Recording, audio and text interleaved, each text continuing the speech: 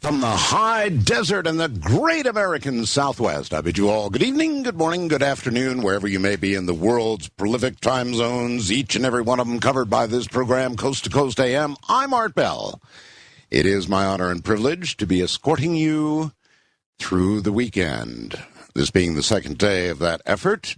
Just really great to be on board with you, and I'm being peppered with questions, email, and Fast Blast, and all the rest of it.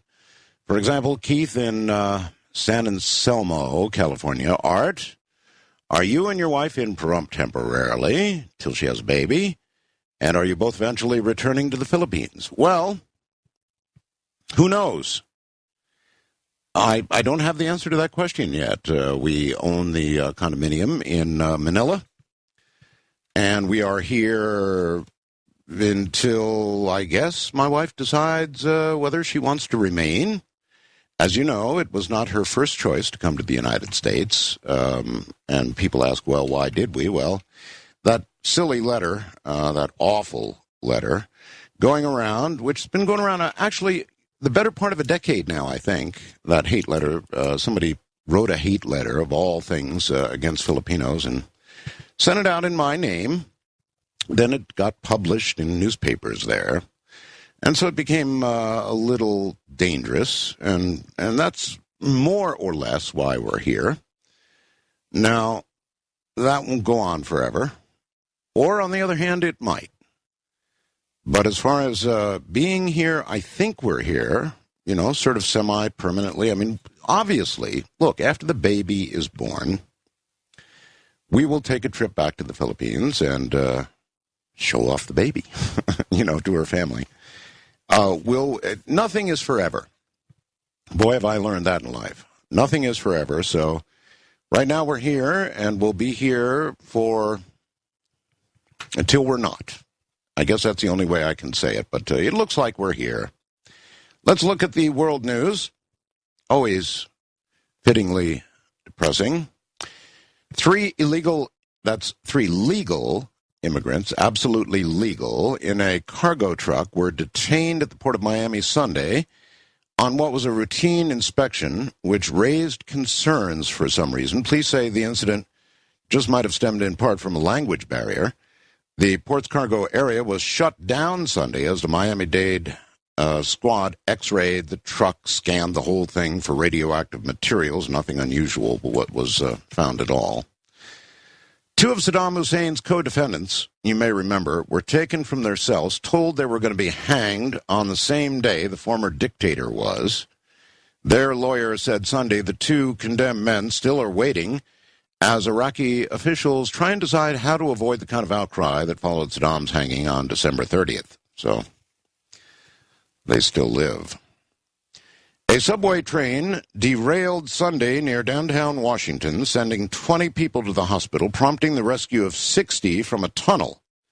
The accident happened at about 3:45 p.m. near the underground Mount Vernon Square station that serves two lines beneath the Washington Convention Center. I wonder why they never print good news. I've wondered about that all my life, and I know many of you do.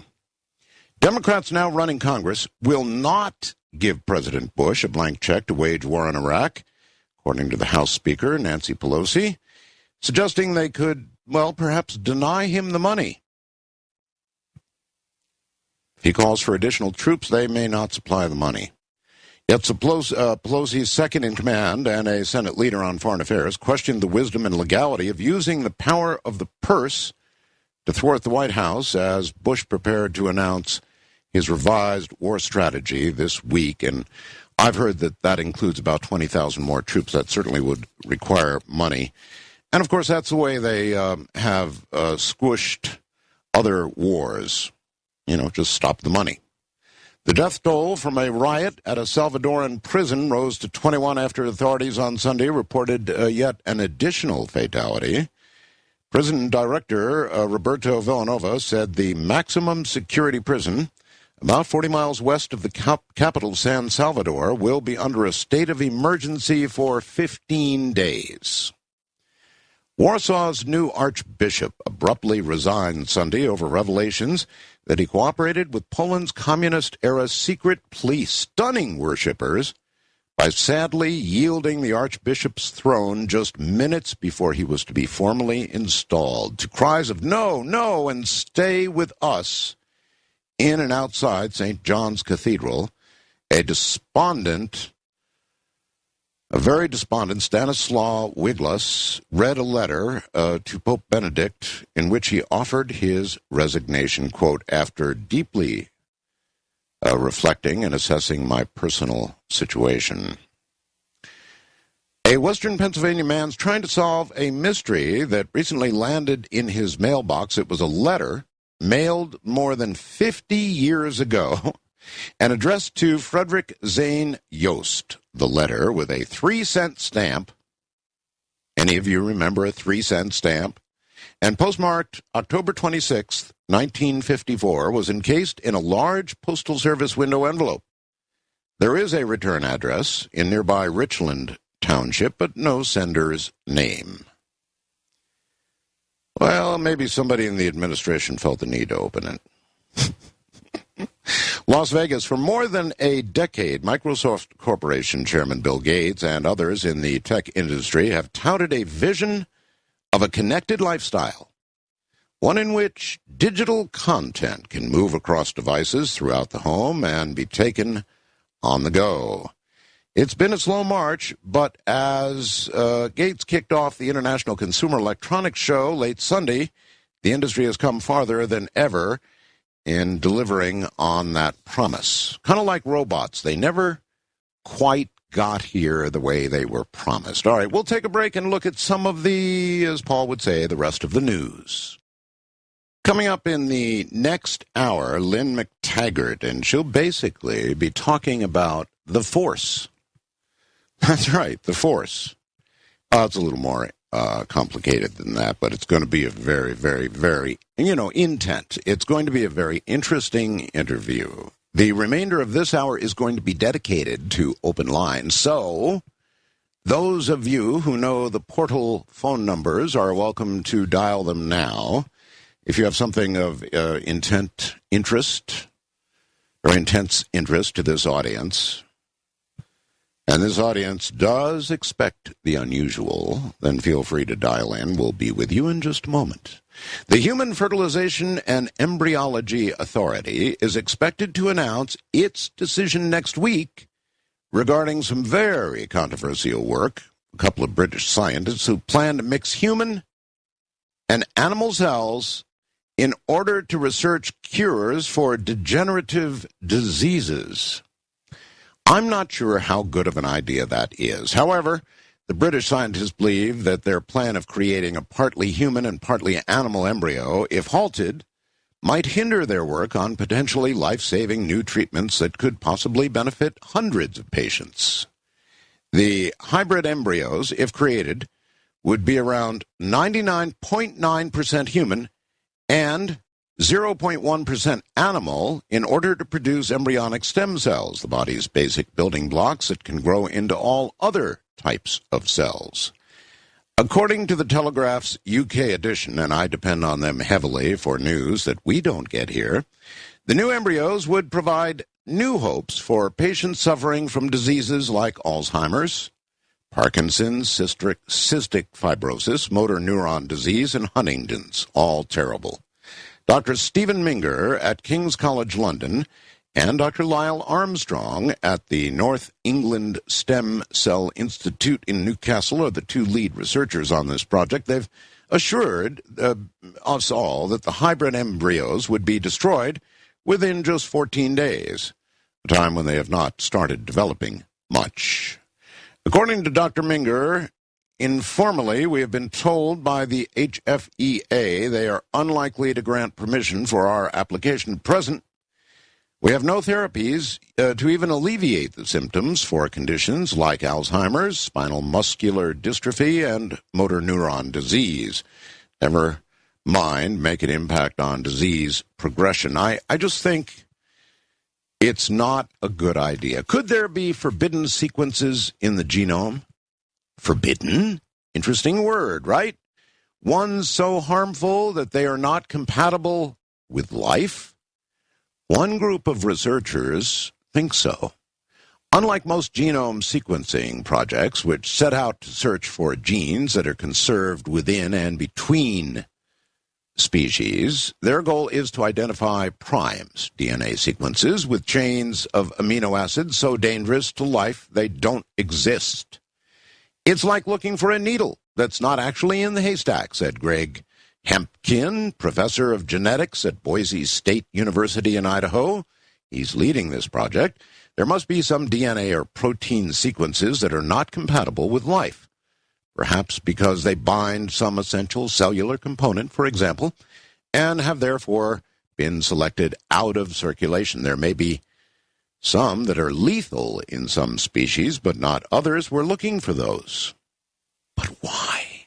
There must be some DNA or protein sequences that are not compatible with life and therefore have been selected out. To do this, he and his colleagues have developed software that calculates all the possible sequences of nucleotides, the letters of DNA, up to a certain length, and then scan the sequence databases, for example, the U.S. National Institutes of Health Gene Bank, to identify the smallest sequences that aren't present.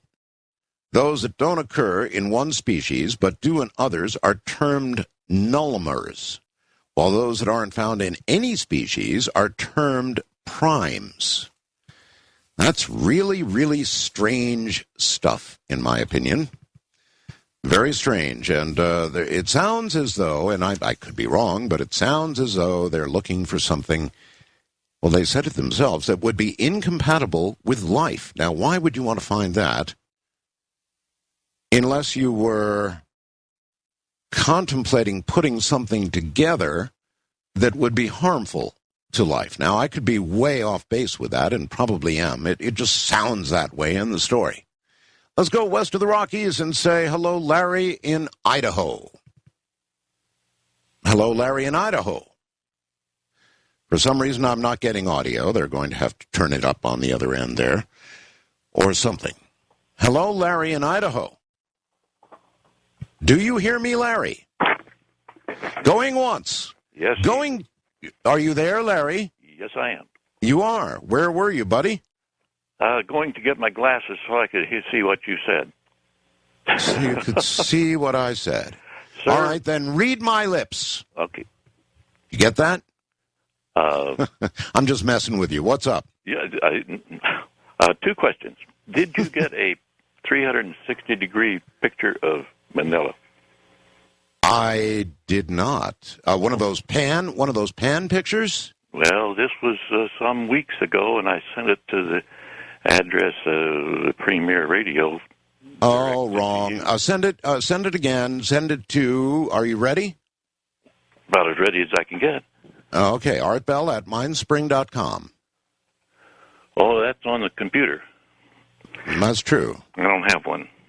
Oh. You don't have a computer? No, sir. How can you live in this day and age without a computer? You'd be surprised how wonderful it can be without a computer. Really? Yes, sir. I guess I might be. Well, that was the number one question. Okay, well, if you send it to Premier Radio, it will probably, maybe, eventually get to me. Well, we'll see. I thought you would be interested in it, but now you're not in Manila anymore. Oh, well, I still own a condominium there, sir, so I'm very interested in Manila, and I'd very much like to get it, actually. I understand that. And I think I told you at the time I was there 60 years ago. So that kind of puts the number on me. Now I've got a better one for you. Okay. You're really fond of the UFO story, right? You mean UFOs are something I look into on the program? Yes, of course. Sir. Well, I know of a 110-year-old newspaper which has on the front page a UFO story. A 110-year-old newspaper? Roger. What paper is it? Well, do you want me to tell you on the air? Oh, yeah, sure. Okay. It's the newspaper itself was called Silver Star. However, in recent years, it was changed to the Dolores Star. Okay. From where? Dolores, Colorado. Dolores, Colorado. I'd love to see that. In 1897. But again, you're going to have to send it in the mail, right? And I really don't have a mail address you can send to other than Premier. Now, if you send it to Premier now, it'll be safe because they'll be able to get it to me. So I guess that's the way you're going to have to do it. Well, maybe you ought to have a contest to see who can find the oldest reference in the world of UFOs. Well, that's one of them. No question about that. So feel free to fire that off to me. I'd really appreciate it. That's a long time ago. To me, modern ufology began really around 1947, I would say. But, there were those cave paintings and all the rest of it. So perhaps as long as human beings have been gazing into the heavens, they've been seeing things they cannot identify. What do you think? East of the Rockies, Matthew, in Florida. Hi. Got me? I got you. Oh, cool. Well, I've been studying the conspiracy theory subculture, and what I'm worried about now is it's almost a setup to me because worst case scenario, there could be a disaster, whatever, that could try to rift the conspiracy theory subculture from the national identity of America.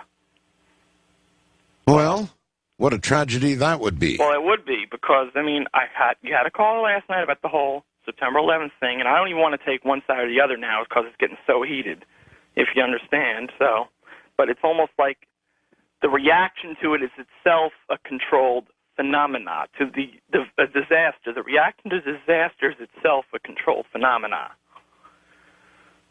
And well, I can't think of a major disaster or killing or mass killing, as in 9/11, right, that has not generated the kind of thing you're talking about. All of them do in America. America loves conspiracies. Right. I know you probably haven't had Alex Jones on. I heard the call last night, but No, I have never had Alex Jones on. I'm not taking his side or your side or anyone's side because there's even anti-Alex Jones websites that are kind of scary, and I'm not even going to go into those.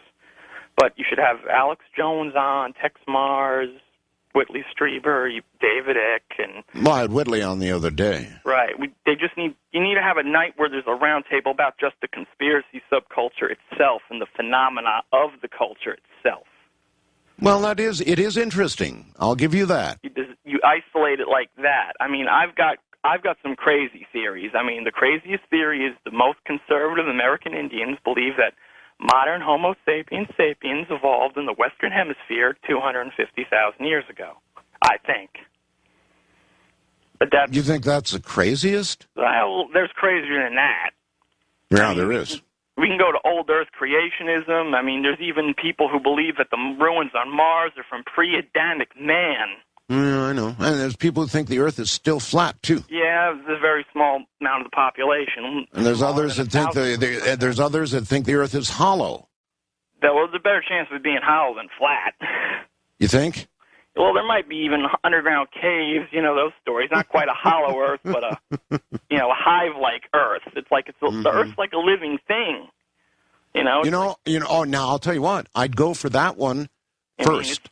We're a smaller version of the sun, so we don't have enough mass to fire, but there's like a little nuclear reactor, well, not little, but a nuclear reactor or a fusion reactor at the core. What else would the core be? I think that, in a way, our Earth is alive, and there are frequencies, sir, that are generated that resonate with our human brain. So I don't think that's so wild to believe that Mother Earth is in a way alive, and that we are affected by things that happen on Earth. I've had weird experiences. I might have been out of my body the other night. You might be out right now, for all I know. But then there's ley lines. There's the magnetic lines of the magical energy that goes over the Earth. I've always been into this role-playing game, Shadowrun, which was the first place I even heard of the Mayan calendar. It's only magical if you don't understand them.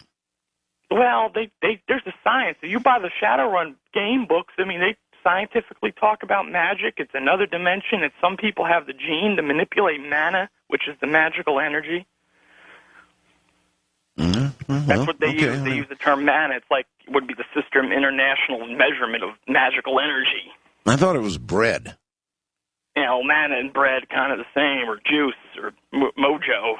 That's all the same. All right, well, listen, I will take under advisement your idea to do sort of a round table on the whole, not on specific conspiracy theories, mind you. But I will definitely take under advisement looking at the conspiratorial mind in America. There's not one major incident you can name that has not generated around it conspiracies. You know, the killer on the knoll. And, well, I could go on, but I really can't. The clock. I'm Art Bell.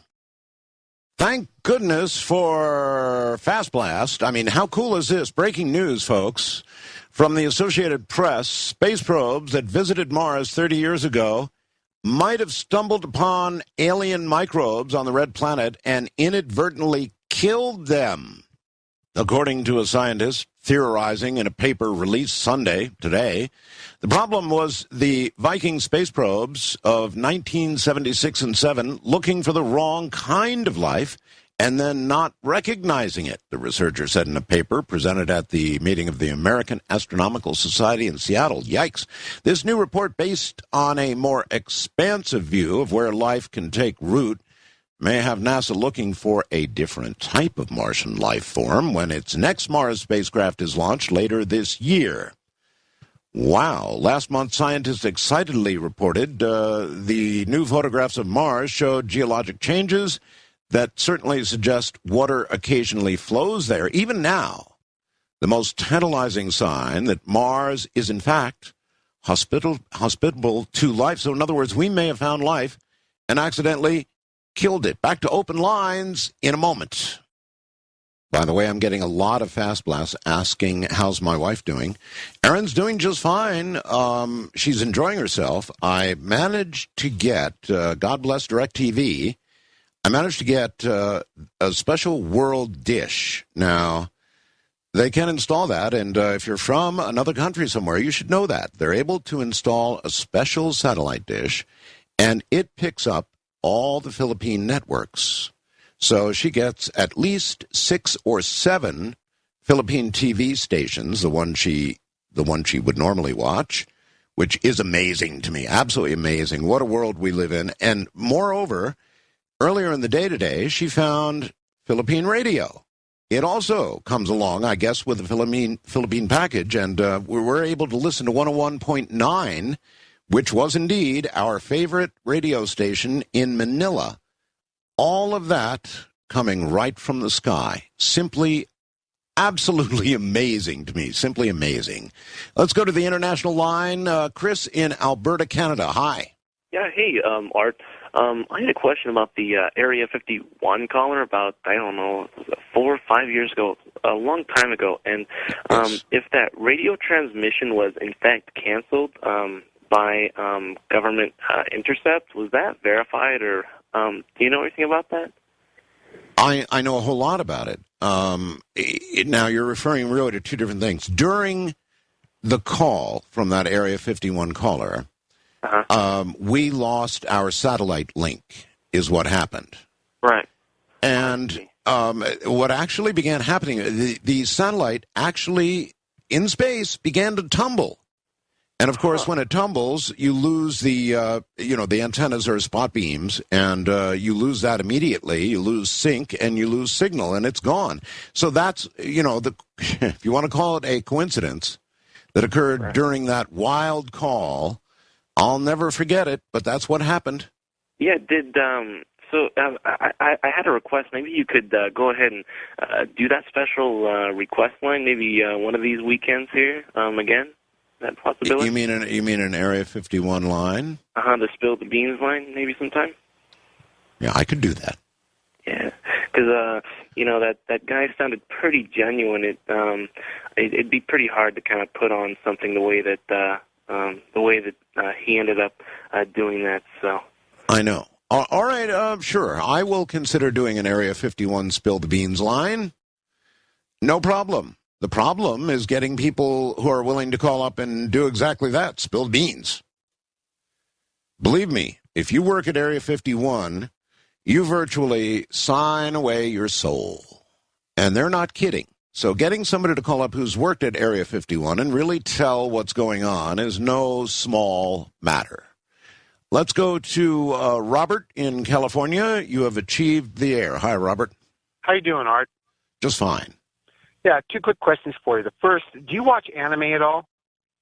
Do I watch Any type what? of animated, like Japanese animation? Oh, sure. Okay, there's a series of anime that I like to point out to you called Crest of the Stars and Banner of the Stars.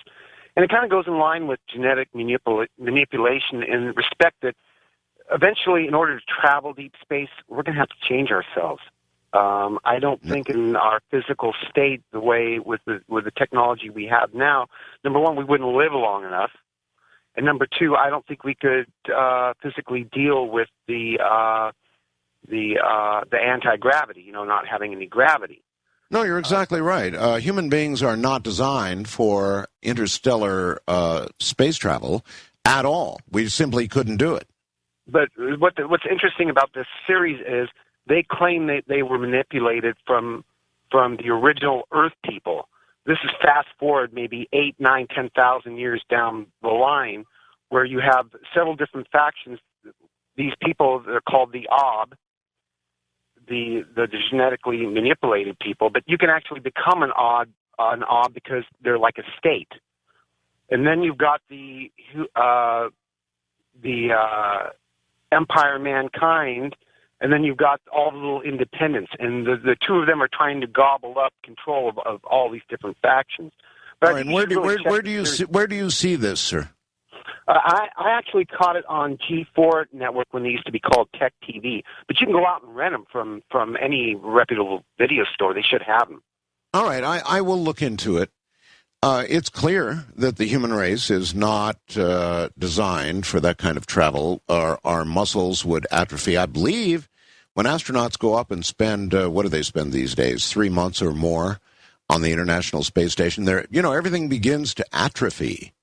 And that's just in low Earth orbit. So obviously, with the time required to get from here to anywhere else, virtually anywhere else, and particularly out of the system, we're simply not designed for it. Now, there may be a way that human beings could be put in some sort of form of stasis, and I think when you see most science fiction movies that show long space travel, that's exactly what's done. They're put in some little chamber, and they're frozen or, put under in some way, and I'm sure that's exactly what would have to occur. On our fourth wild card line, John in Pittsburgh, Pennsylvania. You're on the air. Hey, Art, how are you? Very well. Hey, thanks for taking my call. I just wanted to share a couple experiences with you from out of my body. Started back when I was in school. I woke up one evening and there was an entity on my chest, and I tried to get up and it slammed me back down. And I was kind of freaked out by the whole thing because I had never been conscious and had a spirit on top of me or gotten out of my body. But the point being, all of a sudden, I kind of focused in on this electric space heater we had, and it just kind of sizzled and blew up. But if I wasn't awake, I would have never caught it. But continuing on a couple years, I was able to have these out-of-body experiences. And the one thing I really wanted to share with the listeners is I never knew about I guess you guys call it the old sea hag. But I was actually down in Florida with my family on vacation, and I woke up with an entity on my chest, and I never really could see a picture of what the entity looked like until the first time was down in Florida, where I saw this old, scary sea hag, kind of witch-looking entity on top of me, and I never really could put anything together on it until I heard your show. So just wanted to share that with you. I'll be darned. I don't recall talking about a sea hag, but anything on your chest unexpectedly that's an entity is going to get your attention. How'd you get rid of it? Yeah, I'm with you. When one of your previous shows, I heard some of your callers talking about the old sea hag, the old sea witch. That I see. No, I'm asking how you got rid of the one on your chest. She just appeared and tried to get up and got slammed back down, and then within a minute or two, that spirit, that thing was gone. But it's very frightening. But I haven't had any experiences for a number of years, but it was a short duration, a couple of years that it was happening, and I'm glad that it's finally gone. Well, I'm glad you're hagless now, too. I've never had anything of that sort happen to me, and I don't really want it to. That's really weird. Can you imagine waking up with some sort of anything on you, some sort of entity that doesn't appear human? Oh, my God. Let's go here. On the first wildcard line, it's the cat lady. She calling herself from Modesto, California. Hi. Hi. I didn't identify myself the last time, but I'm the lady that had mentioned the anti-gravity forces that built the pyramids through levitation. Yes. Oh, yes, okay. Uh-huh. And you had a good program. I thought the fellow was real interesting that you had on that night. What I wanted to discuss with you was, and you can stop me when I shouldn't mention something, but we had here in Modesto, a fellow that had a death experience. This was years ago, and if people would like to read about it, they can go on the computer to Not Afraid to Die, and his name was Jim Sepulveda. He went to a Chester Smith meeting in Stockton when Chester was he was not doing his music, he was doing, Okay, well, what he had was a near-death experience, right? Yes, Because thank you. Yes, a near-death experience, yes. And he wasn't a churchgoer. In fact, everything that I know about Jim is what he told me first person. It's not third person. But this experience completely changed his life. When he went to that service that night, he had a healing there. Threw away his medicine. The doctor thought he was doubling up on his medicine, so to prove to the doctor that he was not, he agreed to undergo, I guess it's called a catheterization, where you go to the groin up into take a picture of your heart. yes. It's either that or an angiogram. I don't remember which. But this was in Doctor's Hospital here. What was the bottom line? I mean, he had a near-death experience and became religious as a result of it? Pardon me? He became religious as a result? Absolutely. It completely changed his life because he said that wherever he went to this place, and he said the grass was greener than any green he'd ever seen. The sky was bluer than any blue he'd ever seen. In the far distance, he saw something, I think he mentioned like a tree. He walked toward it. He saw a pair of sandals. He looked up, and he was facing Jesus, who told him that he had work for him to do. He came back on the table when they had him all covered up with a white sheet. To make the story short, the x-ray showed that there was nothing any longer wrong with his heart. He was completely healed, and he convinced the doctor that, the story that he had been telling was true. So the people in the different little towns around here, Riverbank, Oakdale, and all these little towns, began to have him come to tell what happened to him. And his fame spread all through California, and pretty soon he was going all around the world. He has since left. He was here for 17 years longer. He did not die of a heart attack or anything. He was boarding a plane to come back to home here in Modesto, and they said he was dead before he even hit the ground. And of that what? Was a number of years ago. Of what? But they didn't. There was no diagnosis made. They said he was just gone. Okay. Well, I guess it happens, and those miracles do happen. I mean, the doctor I had on last night, one of the very first stories he told was of a man he had examined in order to call the fact that he was dead. No heartbeat, no brain activity, no breathing, nothing that would indicate life. A very careful examination, and 30 minutes later, the guy sat up and was talking, not particularly coherently, according to the doctor, but was talking. Now, how does that happen? How in the world does that happen? But it did. So there are many things in this world of ours that that the scientists, the doctors, those who should know, don't know. And that makes me wonder why they are the majority of them, so adverse to learning about the unusual things that just simply don't make sense. They're scientists. They should be curious when something like that happens that should not happen. But they're not. They just sort of let it go. West of the Rockies, John in San Diego. Mr. Bell? Yes. Oh, thank you very much, sir, for having me on your show. It's been a while. I haven't talked to you, I guess, about 10 years ago. With Mr. Jim Wilkerson, Channel 10 News, reporting 300 documents on UFO by Army Intelligence Fort Meade. Yes. Oh, great. You remember. I do. Well, sir, as of recently, a couple months ago, I received another amazing letter from Army Intelligence Fort Meade, and this has to do with a website that has everything about UFO. There are about 9,800,000 reports on UFOs, and some are old, some are new, and some are classified.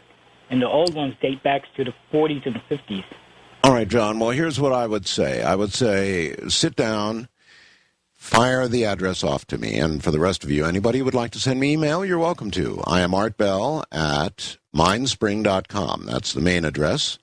ARTBELL at mindspring.com. MINDSPRING.com or artbell at AOL.com. The Mindspring address holds a little more, so I'd sort of recommend that one. Let's see. Let's go to Richard in Houston, Texas. You're on the air. Yeah, Art, I have a copy of National Geographic, April 1972. Yes, sir. Talking about weather, and as of that year, the average weather damage was 11 billion per year. And in 1934, this is from that National Geographic, Mount Washington, New Hampshire. There's a naval observatory up there. They clocked winds at 231 miles per hour, straight line winds, at 6,300 feet. And grapefruit-sized hail in Coffeyville, Kansas, 1934. I think that was before I was born. Yes, one sir. year before.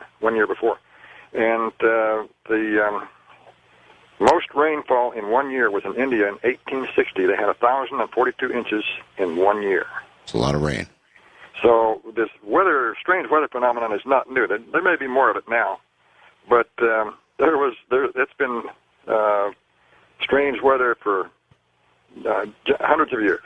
Well, of course, sir. Weather is chaotic, absolutely chaotic. Weather is chaotic. It's the nature of weather to be chaotic, but don't be deceived. What is new is this global warming that we're going through. Now, we can carefully chart the difference and the increases in temperature, and if you doubt it for a moment, take a look at the progression of, for example, of what's occurred at the North Pole. It is now 40 or 50% melted, maybe even more. I've seen some photographs that show the North Pole to be about two-thirds melted. They're beginning to chart ways to navigate, the Navy is charting ways to navigate the North Pole through what was once ice and is now water.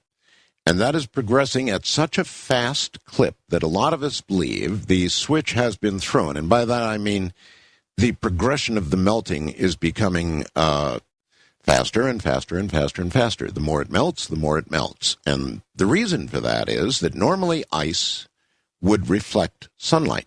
If you have ice, you've got a very reflective surface, and it reflects sunlight. Now, as it melts, you get more water. Water, on the other hand, absorbs sunlight.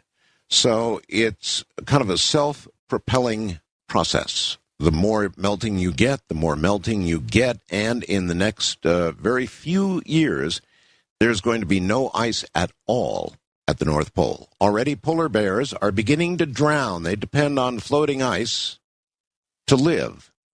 Well, guess what?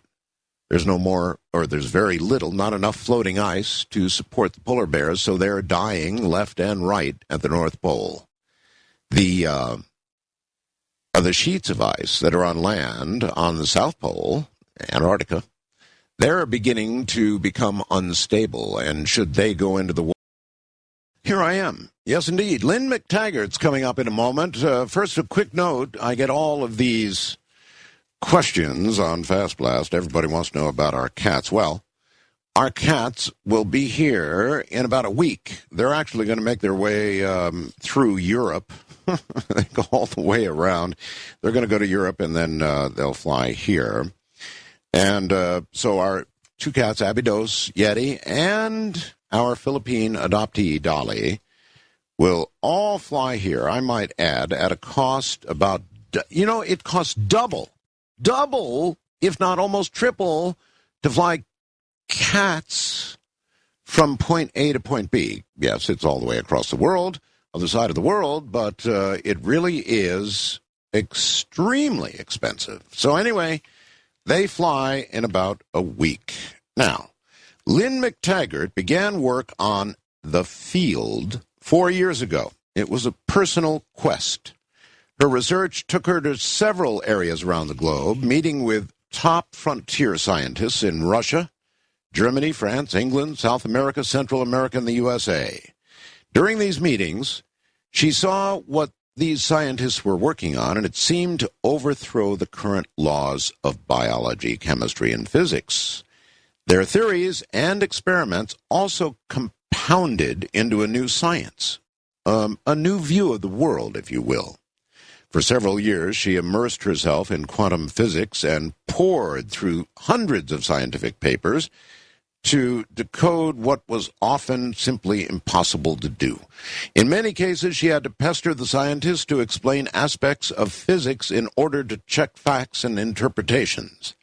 Lynn concludes that her work paints a picture of an interconnected universe and a new scientific theory which makes sense of all this supernatural phenomena that we talk about so often on this program. In a moment, Lynn McTaggart. Lynn McTaggart, welcome to Coast AM. Hi there, Art. It's great to be back. It's good to have you. Really is good to have you. You're really looking into a field that has my full attention, Lynn. Well, that's fantastic because I think the latest work that we've done is going to get everybody involved. Okay. The field, you're calling it The Field. Why do you call it that? Well, this is my work that I originally did that really took me into this whole area. I was looking at things like homeopathy and spiritual healing, and because I have a newsletter that looks at medical, called What Doctors Don't Tell You, that looks at all the medical information to see what works and what doesn't. I study scientific literature all the time, and I kept coming across these studies showing that this stuff really works. And I wondered to myself, well, if this is true, then something about the way that we work and the way the universe works must be beyond what current science says. And so it really set me on that quest around the world to find out what it was that could explain this phenomena. And the field actually stands for the 0-point field, which is a quantum field that unites everything like an invisible web. All right, let's back up just a little bit. And you said you studied it and it works, as in healing. Can you give me what you consider the best evidence? For healing, for mind over matter things. Yes. That the fact that things. Well, this is everything that I've been looking at since. And my new book, The Intention Experiment, looks at all of that, the power of intention. And when there's just enormous evidence that I've come across. Mind has been able to affect everything from machines and single-celled organisms to complicated things like human beings. And there's just been enormous amount of evidence. This is what I have to laugh at when people say this. The skeptics say this stuff isn't proven. It's just not true. There's just hundreds and hundreds of studies of all of this. All right, let's say I don't believe it. Convince me. What do you know that convinced you that it really works? The science of it. I started looking at the very frontier of science. After I published The Field, I felt I really needed to look into the whole idea of intention, and people were bandying it about so much that I thought, okay, well, let's find out what intention is. So I thought, well, again, being of a kind of a show-me personality, I really need to have science to convince me. I started looking at all the frontier science to see, okay, what evidence is there that consciousness affects matter out there? Mm-hmm. And I started looking at just what were the latest quantum physicists' view of physical reality. And there were two things that really convinced me. One is that big reality, the stuff that we see, the sticks and stones reality of our world, is not set, is not final. They found in latest studies that even things like molecules are in a state of becoming. They're in a state of what physicists call superposition. In other words, they haven't collapsed into any one single state yet. There was that. And there's also the idea that living things are transmitters and receivers of information. We receive light all the time. So there's a little information transfer going on all the time between living things. Mm-hmm. So I found what I thought was a perfect mechanism for intention. And then there's also studies showing that when someone sends a thought out there, it's received in all aspects of the receiver's body. That it affects their heart, their brain, their skin conductance, all sorts of things. Okay. I guess what I'm asking for is you traveled extensively. I mean, you were in Russia. You were all over the place. I take it that you examined. There are people who claim they can heal. Yes. They claim they can heal either in person or even remotely can heal with intention. Now, what have you actually seen done? Okay, I've seen studies, and first of all, I've seen intention masters, and I've talked to intention masters, and I've seen what they could do. I've seen evidence of Qi masters, Qigong masters, being able to throw people across a room with their thoughts. I've seen a video of that. I've seen evidence where I've seen very, very good evidence that people on one part of America could send their thoughts to heal people on another part of America, and then that worked. I've seen evidence that people could calm down other people with their thoughts. Lynn, have you actually followed it up, Lynn, with medical? For example, let's say somebody in New York heals somebody in California. Yes. And the person in California, I'm healed. Then do you follow it up to the extent that you get medical evidence that proves that they were really healed? I only look at published studies. I don't look at sort of far-fetched views. For this book, I actually did talk to a lot of healing masters, and I interviewed them, but I did it in a scientific way. I did it through what they call phenomenological questionnaires, because again, I didn't want this to be just what the skeptics call woo-woo stuff. I wanted this to be solid science, because I felt that's what was really necessary. This is what people want. They want an underpinning of science. So these were all published studies that had been looked at by peer-reviewed journals.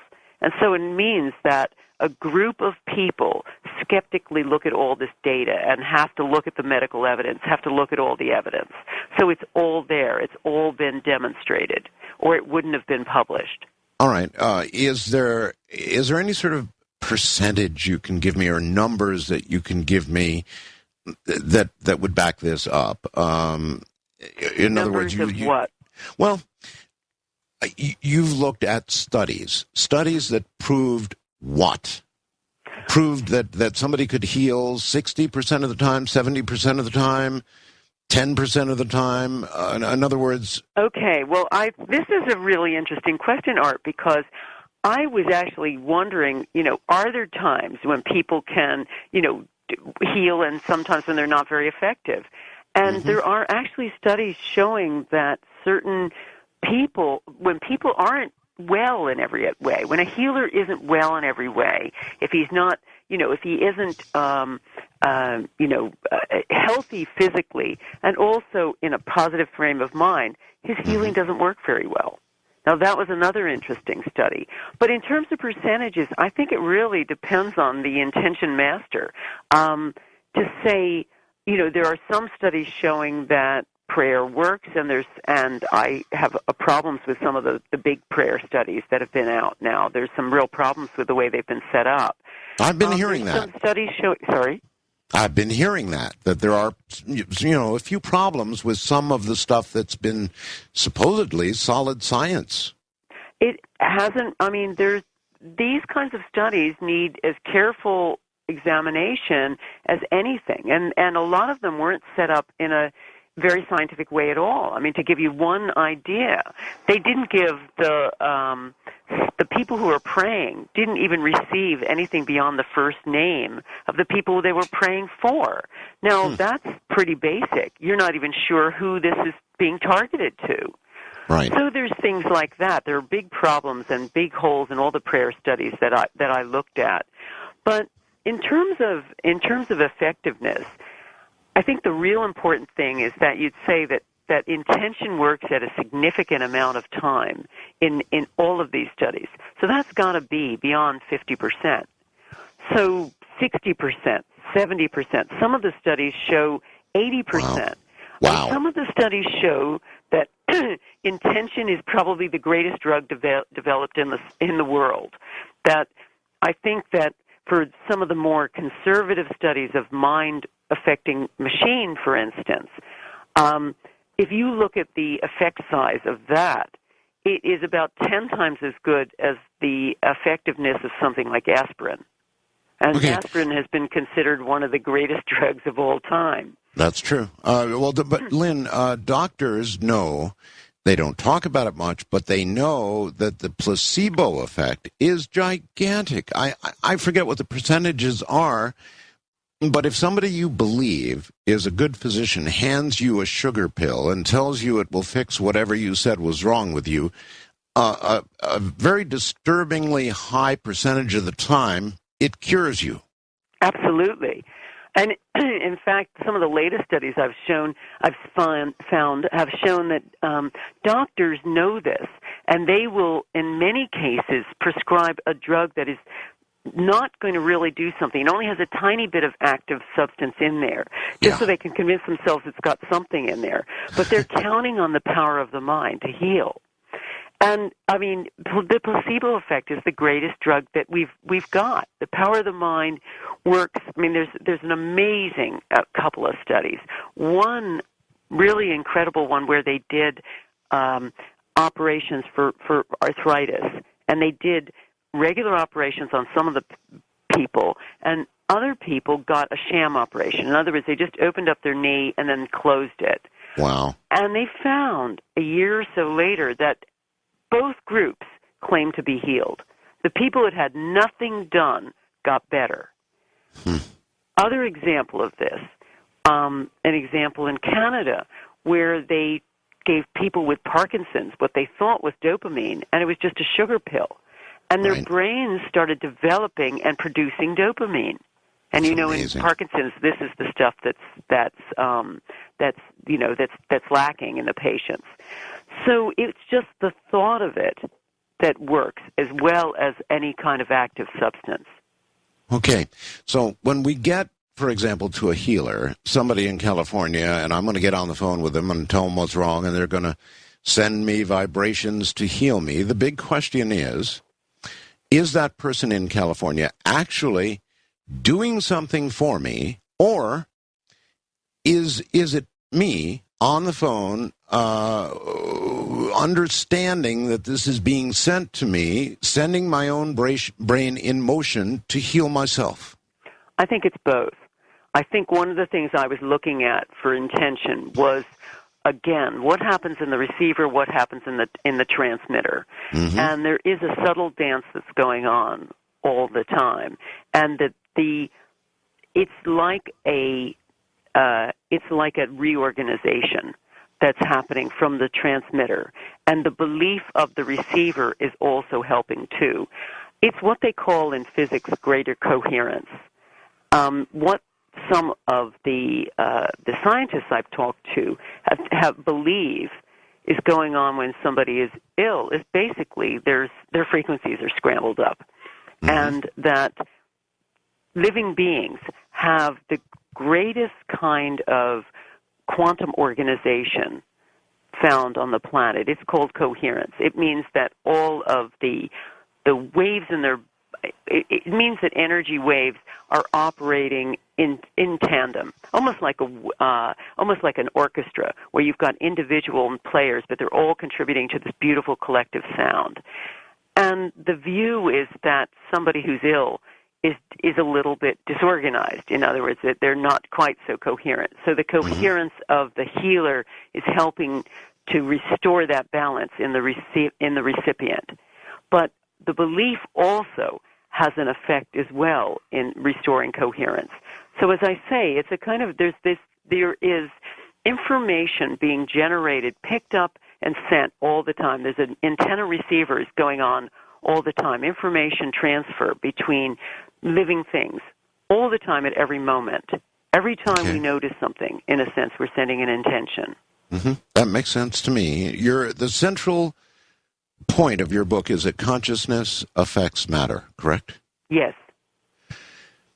How do we actually set about, and I believe it, Lynn. I did some experiments here on the air that absolutely blew me away. I'm sure you do know about them, right? Oh, I do, yes. Okay, all right. So I know it's real.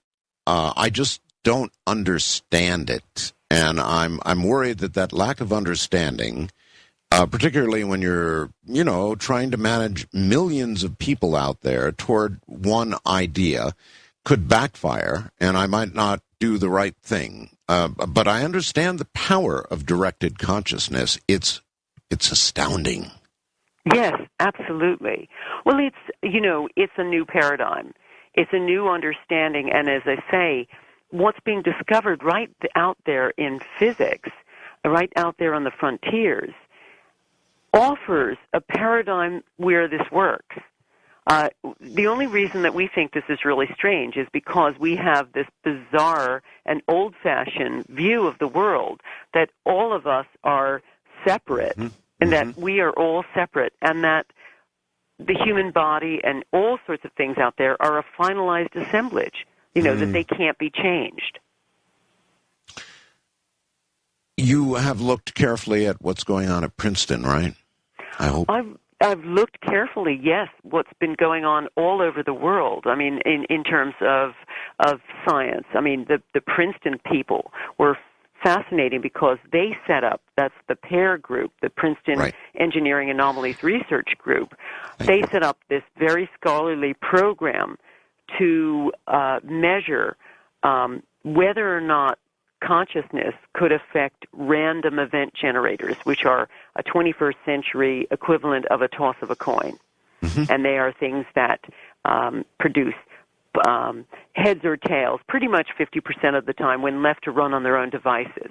And usually they're like a computer screen, and they'll have alternating pictures of, say, cowboys and Indians.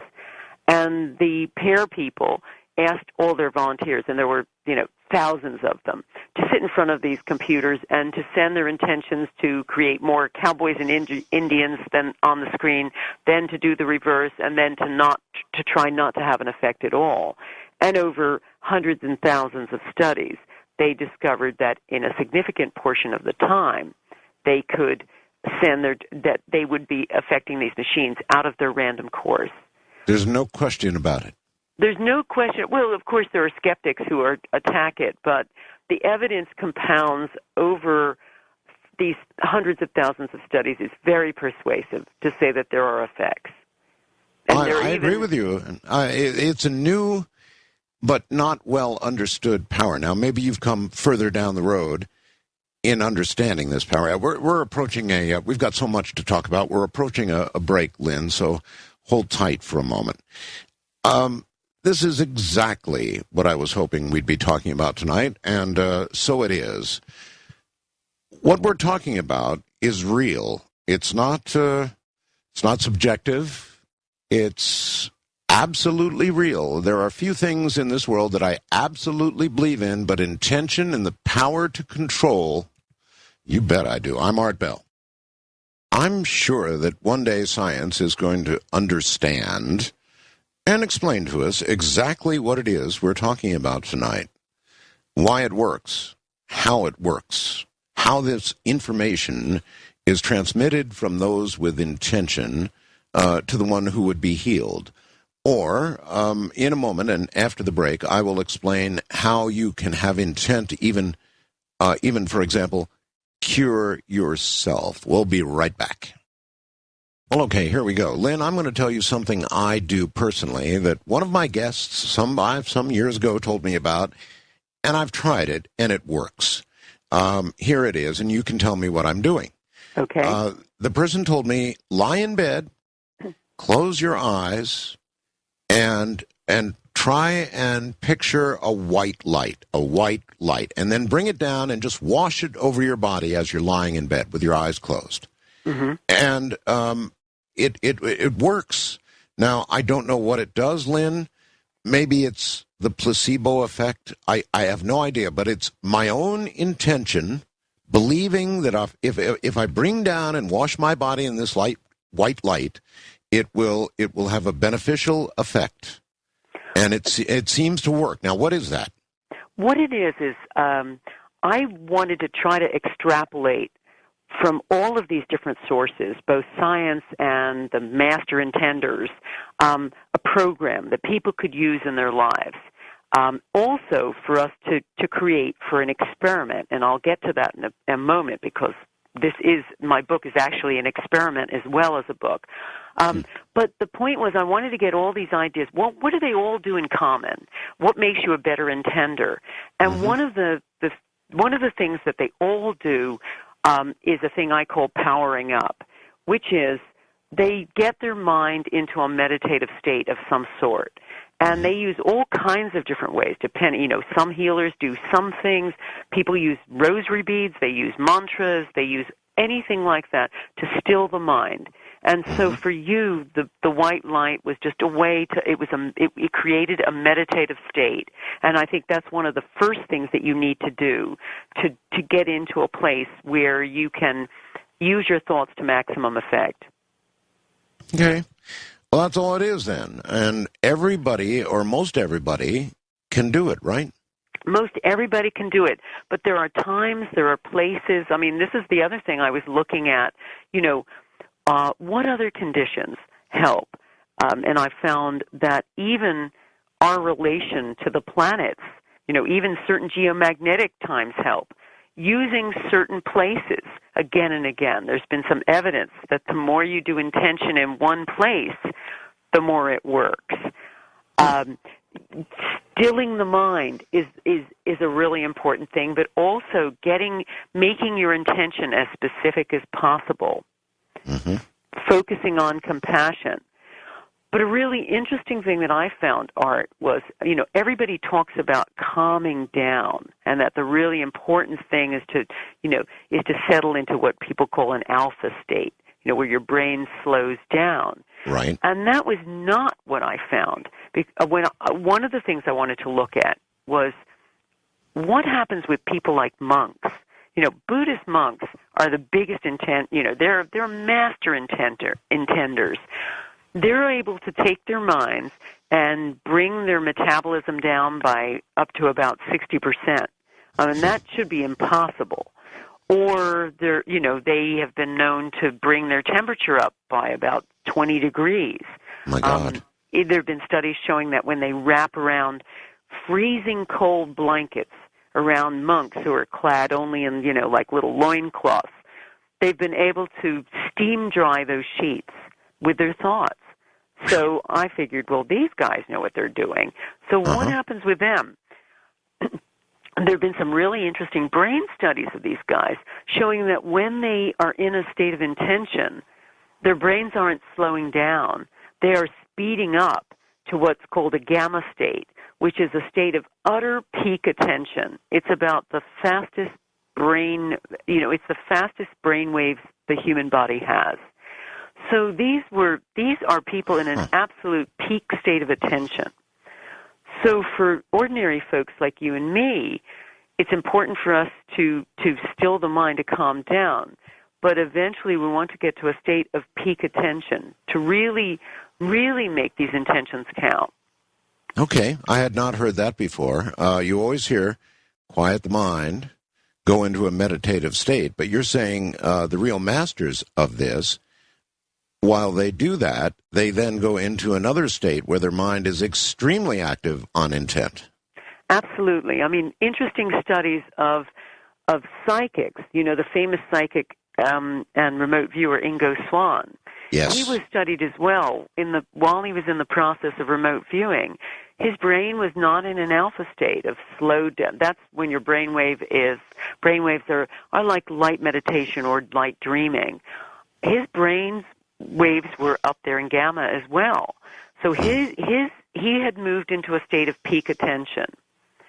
So what I tend to suggest for people is that they try to do things like mindfulness meditation, which is a mindful and just exquisite awareness of the present, everything that's going on, what your breathing feels like, what the room smells like, just attending to every moment without judgment.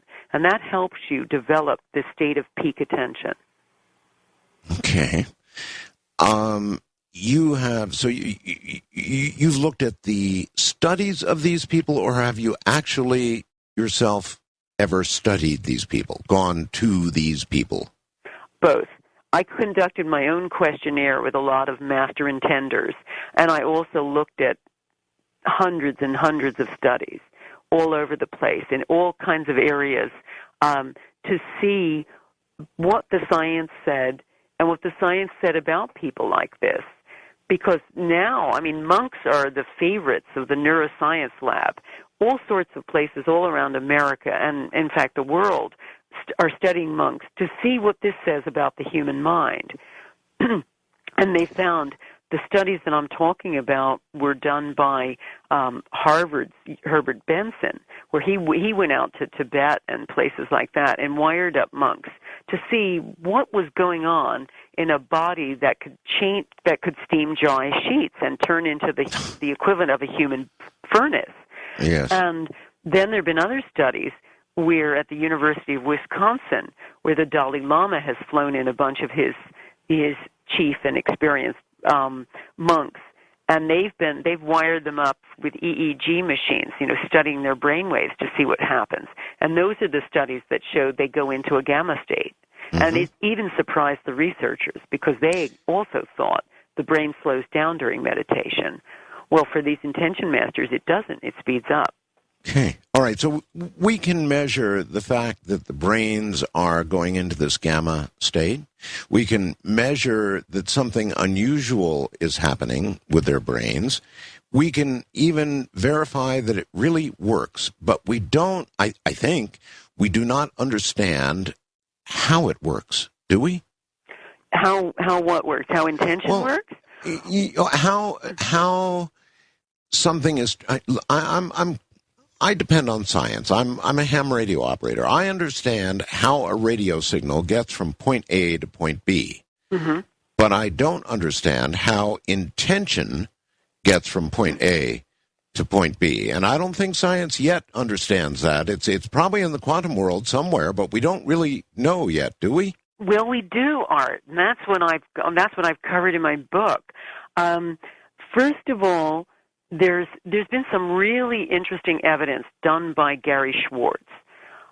He was fascinated by those copper wall experiments done by Elmer Green, and these were studies showing that whenever a healer sends healing, that it gets recorded as electricity. There's an electrostatic charge that happens. And Green was able to measure this by putting these healers in a whole room that was a copper wall, surrounded by copper walls. Right. And copper is a great amplifier. And so he hooked up these copper walls to an EEG machine, which records, instead of recording brain waves, he was recording any kind of charge that was coming out of these healers. And he found that this was, any time they sent healing, this was going on. But Schwartz realized that Green was having a problem because any time these guys moved, they were also sending a charge. And so Schwartz thought, wow, this is the most interesting part of the data. Maybe every movement creates an electromagnetic signal that's picked up. And so he wondered whether or not human beings are transmitters of signals all the time. So he began playing around with these really fun studies where he would stick a EEG cap on a little bust of Einstein, and he'd start waving his hand over it, and he also attached this to a copper wall so it would amplify it. And he'd show his students that every time he waved his hand over it, there would be a big recording on the equipment as though this bust of Einstein had a brainwave. And really what was going on was nothing to do with Einstein. It had to do with Schwartz's hand. Every time he was moving, he was creating a signal. Then he did other studies showing that any time someone else did wave their hand and he put his hand out, he'd also cause a signal. So he was like the conduit of the signal. And what was going on was he was realizing that every movement we make, everything we do, is transmitting energy. All right, well, I can buy that, but an electrostatic measurement, I can buy that, but I cannot buy how an electrostatic charge of any sort can affect a person from one side of the world to the other. Okay, well then we move into the quantum world with things like this, and we move to somebody like, Fritz Albert Popp. Now, he is a German physicist who stumbled on the idea that living things emit tiny photons of light. We all dribble out a little tiny current of light all the time. And this is quantum information that's going on. And you know, with quantum information, there isn't measurable distance, that things can affect other things through a thing called non-locality. Again, Einstein said spooky action at a distance. He didn't like it at all. He didn't like it at all because it means, for anybody who doesn't know what it is out there, it means if you've got two quantum particles and they've been in contact one time, you can move one to Tokyo and the other to New York, and they will always be in contact. It's kind of like twins being separated at birth. And if you move one, you move these two apart, they still like the same color. It's like they still marry the woman called Jane. They both marry a woman called Jane, and if you knock one down the stairs, the other one breaks his leg too. Yeah, that's so right. They're constantly affecting each other, no matter how far they're apart. And so within the quantum world, you can have this kind of non-local effect. But you can't understand it, Lynn. It's true. Everything you just said is true. But how that quantum action occurs, apparently faster than the speed of light, without respect to distance, nobody knows. Nobody knows why this happens, but we can say it does happen, and it does happen with living things, and that we are transmitting and sending information all the time to each other. The other thing that's really interesting about this is some evidence that when you send a thought, that it's being picked up in every part of the receiver's body. There have been some really interesting studies at the Institute of Noetic Sciences called the Love Study, where they found that they had partners, one of whom had cancer, and the partner who was sending was the healthy partner. Every time he would send a healing thought, and they had them all monitored for everything, the recipient would receive this information by a correspondence in brain waves, in his heart waves, in his skin conductance, in different aspects of his body. And it demonstrated that any time somebody sends that kind of a thought, it's picked up in the receiver. Well, this is really weird stuff, Lynn, but it's true. I know it's true. I just wish I could understand it, but... Well, I think you have to think about a thought as a thing. And a thought that a thing is, it's a physical thing that affects other things. And it is like this current of light. A thought, like everything else coming out of us, is a current of light. All right, we're going to have to settle for it's true, but we don't know how it works. Someday science may find out how it works. I'd love that. Maybe not in my lifetime. In the meantime, I guess all we can do is figure out how to manipulate it, how best to use it to our benefit. Well, that is really what we're looking at. I mean, the book, what I have tried to do with the book is not only put this stuff together, but test it.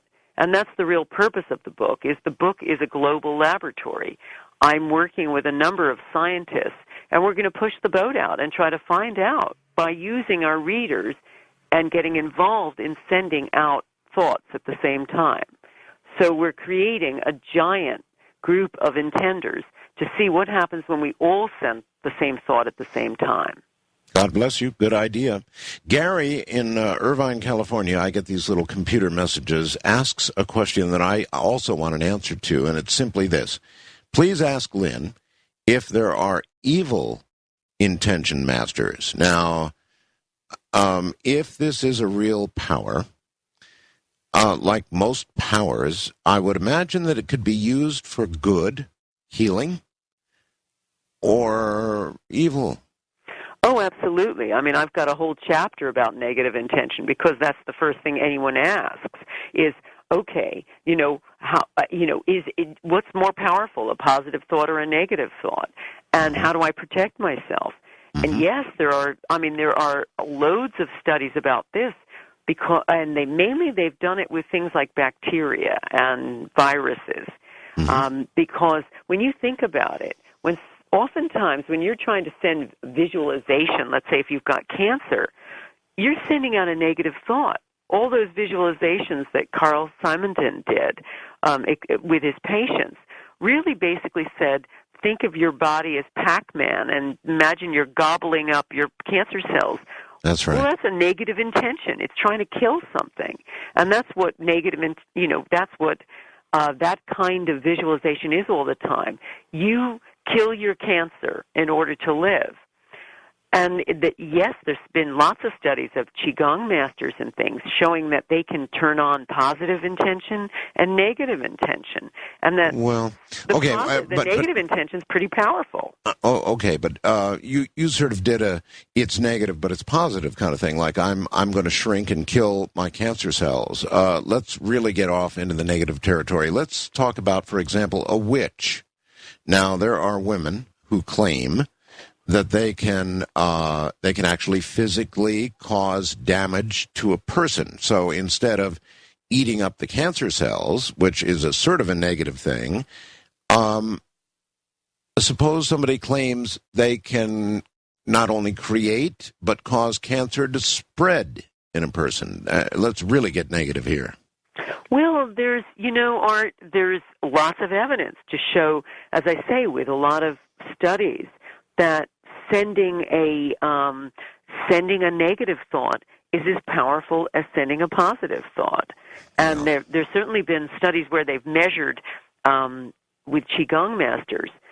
They've had them alternately send a positive thought and then send a negative thought, and it's just as powerful.